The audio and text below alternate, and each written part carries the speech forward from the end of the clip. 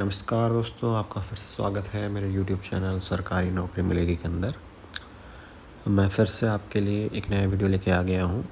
इस वीडियो के अंदर जो दोस्तों वैकेंसीज़ है वो है डेपुटेशन बेसिस पे जो है ये वैकेंसी रहेगी। तो इसके बारे में हम जो है वो बात कर लेते हैं। ये जो वैकेंसी है ये कौन से डिपार्टमेंट के अंदर निकली है? तो ये जो वैकेंसी आई है ये निकली है मत्स्य पालन, पशुपालन और डेयरी मंत्रालय, पशुपालन और डेयरी विभाग के अंदर। जो ये एडवर्टीज़मेंट है इसकी डेट है 13 फरवरी 2024 के लिए।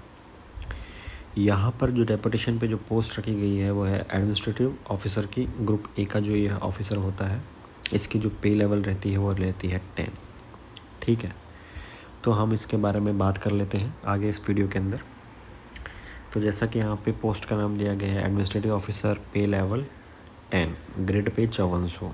एक वैकेंसी है वो है डेपुटेशन के माध्यम से। एलिजिबिलिटी क्या है डेपुटेशन के लिए? Officer holding the central government, officer under the central government, officer होना चाहिए सेंट्रल गवर्नमेंट के अंदर। ठीक है, होल्डिंग एनालॉजियस पोस्ट यानी कि इसी टाइप की कोई पोस्ट रेगुलर बेसिस पे होनी चाहिए, और with 3 year service in the grade level 7 के अंदर जो है 3 साल की सर्विस जो है वो होनी चाहिए, ऐसा यहाँ पे इन्होंने दिया है। और बैचलर डिग्री जो है वो होनी चाहिए। दूसरा 5 साल का एक्सपीरियंस आपके पास होना चाहिए, ऐसा यहाँ पे इन्होंने दिया है। एडमिनिस्ट्रेटिव मैटर्स के अंदर knowledge of government rules and regulation ये डिज़ायरेबल रखा है। अब यहाँ पे क्या दिया गया है, नोट 1 यहाँ पे देख लेते हैं। Qualifications are flexible at the description of the union public service commission of the candidates otherwise well qualified.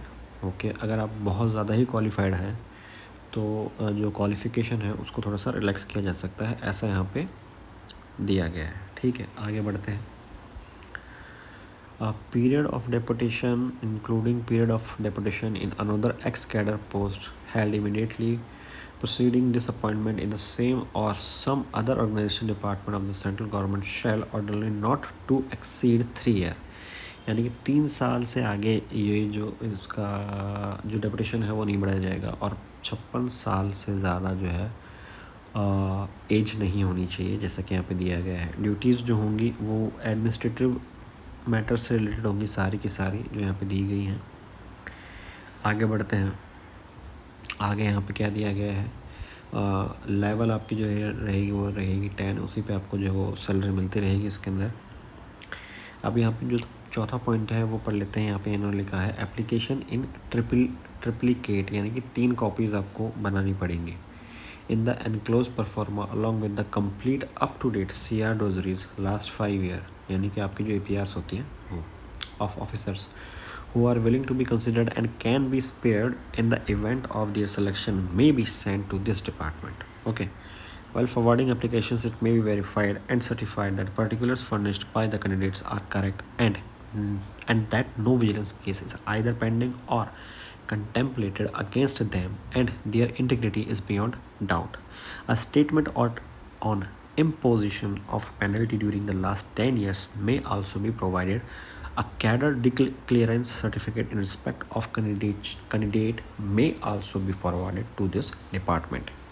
ये सारी चीज़ें जो हैं वो आपको आपके डिपार्टमेंट के थ्रू जो है बनवानी है, और फिर जो परफॉर्मा रहेगा उसके अंदर फिल करके सारे डॉक्यूमेंट्स लगा के आपको भेज देने हैं 60 दिनों के अंदर अंदर।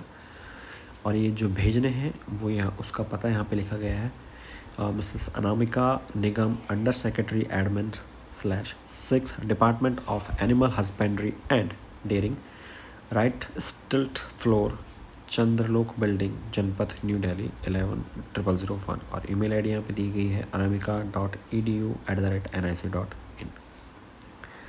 तो ये सब यहाँ पे जो है इन्होंने दिया है। एप्लीकेशन जो फॉर्मेट है वो इस तरह से रहेगा, जब आप इनकी वेबसाइट पे जाएंगे तो वहाँ पे आपको ये मिल जाएगा। ये आपको फिल करके जो है, और इसके साथ में जो भी आपके जो रिलेवेंट डॉक्यूमेंट्स होंगे वो लगा के भेज देने हैं।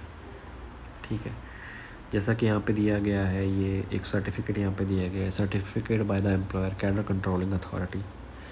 ठीक है, आप वो सर्टिफाई करेंगे, आपको यहाँ पे साइन करेंगे विथ सील के साथ, और सील के साथ में जो है वो साइन होना चाहिए, जैसा कि यहाँ पे लिखा गया है। एनेक्सस सेकंड यहाँ पे दिया गया है, वो आप पढ़ लीजिएगा अच्छे से, जिसके अंदर जो भी चीज़ें रहेंगी। और हम बात कर लेते हैं जैसे कि 60 दिनों के अंदर आपको ये जो है फॉर्म फिल करके भेज देना है। तो 13/2/2024 जो है इसकी जो है ये एप्लीकेशन की डेट है। तो उसके 60 दिनों के अंदर अगर हम माने तो अप्रैल 13 तक या अप्रैल 11 तक जो है इसकी लास्ट डेट रहेगी, जब तक आप जो है इसको फिल करके भेज सकते हैं। तो दोस्तों इतना ही था इस वीडियो में, क्योंकि ये डेपुटेशन वाली पोस्ट है। मिलते हैं आपसे किसी अगले वीडियो में, तब तक के लिए धन्यवाद।